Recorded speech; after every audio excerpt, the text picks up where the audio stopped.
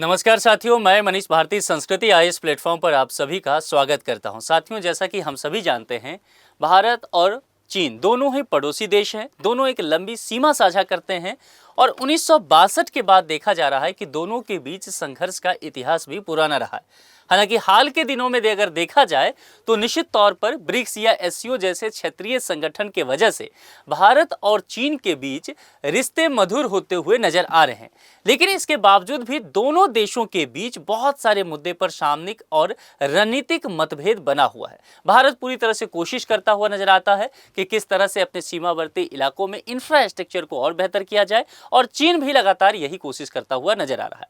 अब यहाँ पर जो बातें की जा रही है वह दरअसल एक डेवलपमेंट को लेकर के बातें किया गया है, इंफ्रास्ट्रक्चर को लेकर के, और भारत ने एक बहुत अच्छा मुकाम इसमें हासिल किया है, जिसमें खास करके वायुसेना को लेकर के बात किया जाए। अगर आप देखेंगे उसमें हम चर्चा करेंगे, जो पूर्वी लद्दाख का हिस्सा है वहां पर एक एयरबेस तैयार कर लिया गया है, जहां पर भारतीय सेना अब सीधे तौर पर बहुत कम समय में पहुंच सकती है। क्या है वो चीजें, विस्तार से चर्चा करेंगे, लेकिन उससे पहले आपके लिए एक सूचना है। संस्कृति आईएएस के द्वारा चिल्ड्रेंस डे ऑफर दिया जा रहा है। देखेंगे यहां पर इसकी वैलिडिटी 14 नवंबर तक ही उपलब्ध है।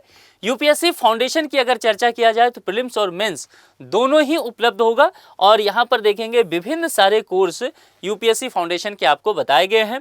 लाइव ऑनलाइन मोड रहने वाला है, मोर देन 60% का आपको ऑफ विभिन्न कोर्सेज पर देखने को मिलेगा। और इसके अलावा जो आपको ऑफर दिया गया है ना, इस पर ईएमआई की भी सुविधा दी गई है। कॉन्टैक्ट नंबर आपको यहां पर दिया गया है और वेबसाइट का डिटेल्स दिया गया है। तो करना क्या है, यहां पर जुड़ करके अधिक जानकारी लीजिए, फिर अपने मनचाहे कोर्स में आप क्या कर सकते हैं, नामांकन करा सकते हैं। ठीक है, चलिए अब चलते हैं, जरा मुद्दे की तरफ चलते हैं कि क्या क्या बातें यहां पर की गई है। ठीक है, अब देखिए, जैसा कि बताया गया है कि पूर्वी लद्दाख में एक जगह है न्योमा एयरबेस। ठीक है, इसको ध्यान रखिए। अगर आगे चल करके आप पीसीएस का या यूपीएससी का प्रीलिम्स देने वाले हैं तो यह लोकेशन आपके लिए बेहद महत्वपूर्ण होने वाला है। न्योमा एयरबेस ध्यान रखिएगा, यह भारतीय वायुसेना के लिए पूरी तरह से अब एक्टिव कर दिया गया है, इसके दरवाजे खोल दिए गए हैं। ध्यान देने की बात क्या है कि यह एयरबेस जो है वह चीन की सीमा से केवल 30 किलोमीटर दूर ही स्थित है, यानी कि आप कह सकते हैं कि बेहद करीब है। पूरी तरह से देखे जाए तो वह इंटरनेशनल बॉर्डर के पास ही हो जाता है, और इसके सक्रिय हो जाने के वजह से भारत की हवाई क्षमता में वृद्धि होगा, सीमा निगरानी बेहतर ढंग से किया जा सकता है, और किसी तरह के आकस्मिक स्थिति में त्वरित प्रक्रिया भी दी जा सकती है। इसे एलएसी पर भारत के लिए एक कहा जा रहा है कि मजबूत किला भारत ने यहां पर स्थापित कर दिया गया है। ठीक है, और इन सब चीजों को लेकर के जब ये आप ध्यान रखिएगा, न्योमा एयरबेस बन रहा था तब चीन के द्वारा कई बार आपत्ति भी यहां पर दर्ज किया गया, लेकिन निश्चित तौर पर भारत ने कहा कि वह एक संप्रभु राष्ट्र है और अपनी सीमा के अंतर्गत वह किसी भी तरह का इंफ्रास्ट्रक्चर को डेवलप करने के लिए पूरी तरह से स्वतंत्र है। जरा इसके विषय में और विस्तार से समझते हैं, स्थान और भौगोलिक महत्व को देखते हैं। यह एयरबेस जो है सिंधु नदी के किनारे समुद्र तल से लगभग 13,700 फीट, यानी कि मीटर में देखा जाए तो 4,178 मीटर की ऊंचाई पर स्थित है। आप समझ सकते हैं कि यह अपने आप में काफी ऊंचाई पर स्थित जो है एक एयरबेस भारत सरकार ने किया है। यह लेह से लगभग 180 किलोमीटर दक्षिण पूर्व में है, और पांगोंग त्सो झील ये बेहद महत्वपूर्ण है, यह भी चर्चा में रहता है। इसके दक्षिणी किनारे के पास स्थित होने के कारण मौसम अपेक्षाकृत यहाँ पर स्थिर रहता है। अब होता क्या है समझिए, ये जो कहा गया है ना कि मौसम स्थिर, अब ये एक चैलेंज रहता है यहाँ के क्लाइमेट को लेकर के, क्योंकि आप जानते हैं कि लेह लद्दाख में क्लाइमेट हमेशा ही बदलता रहता है, और इस वजह से क्या होता है कि हवाई सेवा प्रभावित होती रहती है, आकस्मिक स्थिति में सेनाओं को भी समस्या होता है। तो कुल मिलाकर के इस एरिया में अगर देखा जाए तो यह जगह बाकी जगहों की तुलना में मौसम की थोड़ी सी स्थिरता रहती है अपेक्षाकृत, इस वजह से यहाँ पर एयरबेस होना ज्यादा अच्छा है। ऊंचाई के कारण जो है हवा पतली होती है, जिससे विमानों का टेक ऑफ और लैंडिंग यहाँ पर कठिन होता है, इसलिए रनवे लंबा और विशेष रूप से यहाँ पर डिजाइन किया जाता है। तो इसका रनवे भी देखा जाएगा तो आपको काफी लंबा देखने को मिलेगा। रणनीतिक दृष्टिकोण से देखेंगे, यह बेस एलएसी से महज कहा जा रहा है कि 23 से 50 किलोमीटर ही दूर है। एलएसी यानी कि लाइन ऑफ एक्चुअल कंट्रोल, जो कह सकते हैं कि भारत और चीन के बीच अभी अंतर्राष्ट्रीय सीमा का यही निर्वहन कर रहा है। तो इस वजह से क्या होगा, सीमा पर तेजी से हवाई प्रतिक्रिया की क्षमता बढ़ी है, और भारत किसी भी तरह का अगर प्रतिकूल स्थिति होता है तो जवाब देने के लिए तैयार है। जरा ऐतिहासिक पृष्ठभूमि समझने की कोशिश करते हैं। जब भी आप देखेंगे भारत और चीन को लेकर के चर्चा करेंगे। 1962 से स्थिति पहले कुछ अलग था। भारत ये मान के चलता था कि चीन उसका पड़ोसी नहीं बल्कि उसका भाई है और हिंदी चीनी भाई भाई का नारा दिया जाता था। लेकिन 1962 में चीन ने भारत के साथ विश्वासघात किया। भारत सरकार यह सोच भी नहीं सकती थी कि चीन भारत पर अटैक करने वाला है और ऐसा हुआ। और इस युद्ध के दौरान क्या होता है, न्योमा और चुशुल क्षेत्र का इस्तेमाल होता है। बाद में यह एयर स्ट्रिप जो है वह निष्क्रिय हो गया। 2009 में फिर आगे चल करके इस पे जो है न्योमा एयर स्ट्रिप को पुनः सक्रिय करने का प्रयास किया गया, क्योंकि उस वक्त देखा गया कि चीन लगातार उस एरिया में इंफ्रास्ट्रक्चर को डेवलप कर रहा है।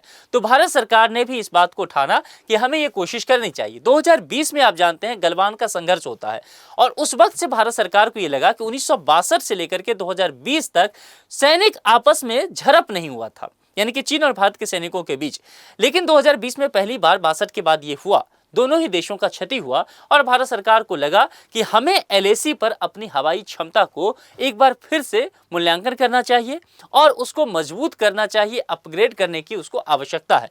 2021 आता है और 2021 में सरकार ने एयरवेज के अपग्रेडेशन के लिए कुछ राशि जारी किया। 220 से 230 करोड़ रुपया मंजूरी कर दिया। और एक बात ध्यान रखिएगा, एक एजेंसी है BRO। ये BRO क्या है? Border road organisation. आप किसी भी इलाके में आप जाइए, आप जम्मू कश्मीर में आप जाना, आप असम के बॉर्डर वाले हिस्से में जाना, आप लद्दाख में जाना, आप उत्तराखंड या हिमाचल में जाना, आप वहां देखोगे क्या बॉर्डर के इलाके में हर जगह रोड वगैरह पर आपको ये BRO लिखा हुआ दिखेगा। क्या है ये BRO? बॉर्डर रोड ऑर्गेनाइजेशन एक संगठन है। अब इस संगठन का क्या काम है? भारत सरकार ने इस संगठन को काम दिया है कि भैया आपकी ये जिम्मेदारी है कि जो अंतर्राष्ट्रीय सीमा है उसके आसपास इंफ्रास्ट्रक्चर को आप बेहतर करो। और फिर ये जो है 2024-25 में BRO जो है प्रोजेक्ट हिमांग शुरू करता है और वहां से देखा जाए इसने 2.7 किलोमीटर लंबा कंक्रीट रनवे वहां पर तैयार किया। अक्टूबर 2024 तक 95% कहा गया कि निर्माण कार्य पूरा हो गया। नवंबर 2025 तक सहायक सुविधा का निर्माण भी यहां पर पूरा हो गया है, यानी कि अब पूरी तरह से ये एयरबेस तैयार हो चुका है।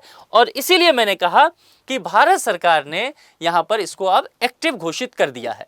आधारभूत ढांचा और सुविधाओं की यहां पर बात किया जाएगा तो सबसे महत्वपूर्ण क्या था? रनवे और हवाई क्षेत्र को लेकर के। और रनवे यहां पर लंबा होना जरूरी है। क्यों जरूरी है?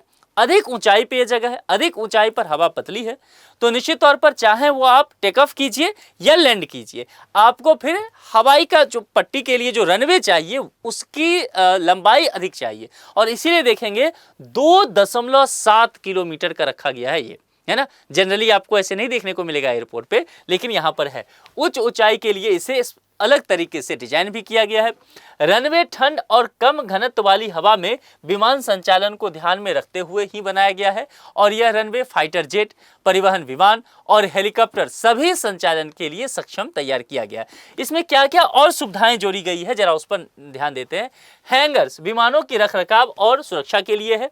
ATC भवन, सबसे महत्वपूर्ण ये होता है एयर ट्रैफिक कंट्रोल, जैसे रोड पे ट्रैफिक कंट्रोल का काम किया जाता है ट्रैफिक पुलिस के द्वारा, आप देखेंगे ऐसे ही एयर ट्रैफिक कंट्रोल होता है जिसको ATC कहते हैं। जैसे आपने देखा होगा अभी दिल्ली एयरपोर्ट पे ATC में कुछ प्रॉब्लम आ गया था और इस वजह से बहुत सारे विमान जो हैं उसका संचालन ठप पड़ गया, लेट हो गया। आपने सुना ना, वो ATC में प्रॉब्लम था। उसमें क्या होता है? हवाई यातायात और सीमांत निगरानी वगैरह इन सब से की जाती है।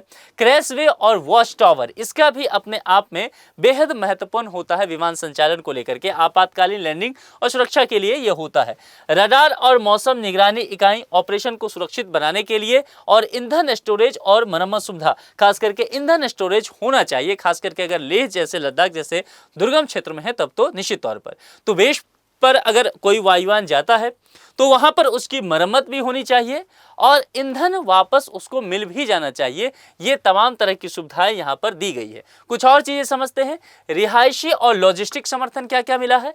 चालक दल के रहने की यहाँ पर व्यवस्था की गई है। सर्दियों के लिए, चूंकि वहां पर सर्दी जब होता है तो माइनस में टेम्परेचर चला जाता है, -20, -40 देखा होगा आपने, ये सुनते होंगे न्यूज में। तो सर्दियों के लिए हीटिंग की व्यवस्था है, इंसुलेशन दिया गया है, आपातकालीन चिकित्सा सुविधा भी है और रसद स्टोरेज भी है। 1962 में बहुत प्रॉब्लम आया था, आपातकालीन किसी तरह से चिकित्सीय सुविधा भी नहीं था और राशन पानी स्टोरेज सिस्टम नहीं था, तो उस वक्त बहुत प्रॉब्लम हुआ था। सर्दियों में अगर देखा जाए तापमान -20 डिग्री तक गिर जाता है, इसीलिए निश्चित तौर पर तमाम तरह की सुविधाएं की गई है। ऑपरेशन क्षमता क्या है, जरा उस पर बात करते हैं। फाइटर जेट का अगर देखेंगे Su-30M क्या है, राफेल जैसी लड़ाकू मशीनें यहाँ पर, helicopter Mi-17, CH-47 Chinook, AH-64E Apache, ये सारे हेलीकॉप्टर यहाँ जा सकते हैं, यहाँ से ऑपरेशन किए जा सकते हैं। इसी तरह से भारी परिवहन विभाग हो या फिर UAE या फिर ड्रोन संचालन, चूंकि आजकल क्या है कि ड्रोन का जमाना आ चुका है। अभी आपने ऑपरेशन सिंदूर में देखा तो ड्रोन के जरिए तो निश्चित तौर पर खुफिया निगरानी भी रखना पड़ता है, ड्रोन स्पार्म लॉन्चिंग होता है, ISR होता है, इन सभी चीजों के लिए इस एयरबेस को सक्षम बनाया गया है। अब इसका रणनीतिक महत्व क्या है, इस पर ध्यान दीजिए, क्योंकि ये सबसे महत्वपूर्ण पॉइंट यहां पर होगा। मैंने पहले भी कहा कि लाइन ऑफ एक्चुअल कंट्रोल के काफी नजदीक है, 25-30 किलोमीटर है कहीं पर, और कहीं से अगर देखा जाए तो वो 50 किलोमीटर के आसपास, यानी कि 23 से 50 किलोमीटर के आसपास का ये रेंज विभिन्न क्षेत्रों से वहां पर पड़ता है। तेज हवाई प्रतिक्रिया और रसद सपोर्ट यहां पर है, सैनिक हथियार आपूर्ति, ये सभी त्वरित ढंग से ट्रांसपोर्ट वहां पर किए जा सकते हैं, निगरानी रखी जा सकती है। ऑपरेशन बहुत लचीलापन यहाँ पर है ना, मनोविज्ञान प्रभावित ना हो, तो इस वजह से सीमावर्ती क्षेत्र में अस्थायी हवाई भी उपस्थित है, अभी मैं उस पर चर्चा करूंगा। और सबसे महत्वपूर्ण क्या है, अपने दोनों पड़ोसी देशों के लिए यानी कि चीन और पाकिस्तान के लिए हम एक मैसेज भी दे रहे हैं कि LAC और उत्तरी सीमाओं पर भारत अब तत्पर हो चुका है, वह अपनी इंफ्रास्ट्रक्चर को बेहतर कर चुका है। तो अगर इन देशों के पास किसी भी तरह का नापाक इरादे हैं तो उसे बदल लें। भविष्य की क्या योजनाएं हैं, लड़ाकू स्क्वाड्रोनों को नियमित रोटेशन और सतत हवाई उपस्थिति यहां पर करने को लेकर के, खास करके सर्दियों के मौसम में कैसे ऑपरेशन को चलाया जा सके, इसको लेकर के तैयारी की जा रही है। UAV और ISR डेटा का केंद्रीकरण किया जा रहा है। वैकल्पिक लॉजिस्टिक सिस्टम का कैसे विकास किया जाए ताकि आपूर्ति बाधित ना हो, इन सब चीजों पर भविष्य में बात की जाएगी। अब जरा यहां पर समझते हैं, हमने एक तो चर्चा किया, लेकिन लद्दाख में क्या अन्य एयरबेस है, निश्चित तौर पे उपलब्ध है। जरा न्योमा एयरबेस का उससे तुलना करके देखते हैं। देखिए, लेह की अगर चर्चा करते हैं तो लेह में प्रमुख बेस एक है और यह स्थायी विंग है, पूर्ण तरह की सुविधाएं यहां पर दी गई है। इसके अलावा कारगिल में देखे जाए तो कारगिल में पहले से पूर्ण विकसित है, अस्थायी ऑपरेशन और रसद यहां पर है। थोइस सियाचिन में है, पूर्ण विकसित, इसको भी किया गया है विशेष सियाचिन सपोर्ट के द्वारा। और न्योमा भी तैयार किया गया है, नया सक्रिय हुआ है, LAC के निकट अग्रिम हवाई तैनाती को लेकर के ये सक्रिय किया गया है। अब यहां पर देखेंगे, एक शब्द मैंने चर्चा किया था, चुशुल ALG, तो यहां पर देखेंगे, यहां पर LAC से केवल 4 किलोमीटर दूर, लेकिन ऊंचाई में देखिए कि 14,000 फुट पर है। UAV, हेलीकॉप्टर और C-295 C-190J जैसे विशेष विमान संचालन के लिए इसे विकसित किया जा रहा है। ऐतिहासिक उपयोग 1962 में AN-12 द्वारा AMX-13 टैंक पहुंचाने के लिए इसका इस्तेमाल किया गया था। और चुशुल को भविष्य में अग्रिम UAV और हेलीकॉप्टर संचालन के लिए एक नया हब बनाया जाएगा, तो इसका भी जरा ध्यान रखिएगा। ये शब्द जो है चर्चा में आ सकता है, ये क्षेत्र चर्चा में रह सकता है और आगे चल करके प्रश्न यहां से परीक्षा में बन सकता है। निष्कर्षतः हम क्या कर सकते हैं, जैसा मैंने न्योमा एयरबेस को लेकर के चर्चा किया, अब ये सक्रिय किया जा चुका है, तो पूर्वी लद्दाख में अगर देखेंगे तो सामरिक दृष्टिकोण से भारत का वायुसेना का हवाई शक्ति मजबूत हुआ है। LAC पर त्वरित प्रतिक्रिया दिया जा सकता है, उच्च स्तरीय निगरानी, रसद समर्थन दिया जा सकता है। ऊंचाई और मौसम की चुनौती सबसे अधिक यहाँ पर है, उससे कहीं न कहीं वायुसेना हमारी लाभ लेती हुई नजर आएगी और यह जगह जो है ये न्योमा एयरबेस यह लाभान्वित हमें करेगा। संभावित प्रश्न क्या है, हाल ही में चर्चा में रहा न्योमा एयरबेस किस राज्य केंद्र शासित प्रदेश में स्थित है। यहाँ पर 4 विकल्प हैं, ध्यान से आपने सुना होगा, तो हमने कई बार ये चर्चा किया है। आपको जवाब कमेंट बॉक्स में लिख करके बताना है। आपको क्या लगता है कि भारत सरकार को किस तरह से और रणनीति बनानी चाहिए जो कि हमारे लिए चीन या सिर्फ पाकिस्तान, इस दोनों के लिए सामरिक दृष्टिकोण और रणनीतिक तौर पर हमें लाभान्वित करे। अपने विचार आप कमेंट बॉक्स में लिख करके जरूर बताएं। आज के लिए इतना ही। जुड़ने के लिए आप सभी का बहुत बहुत शुक्रिया। Thank you so much.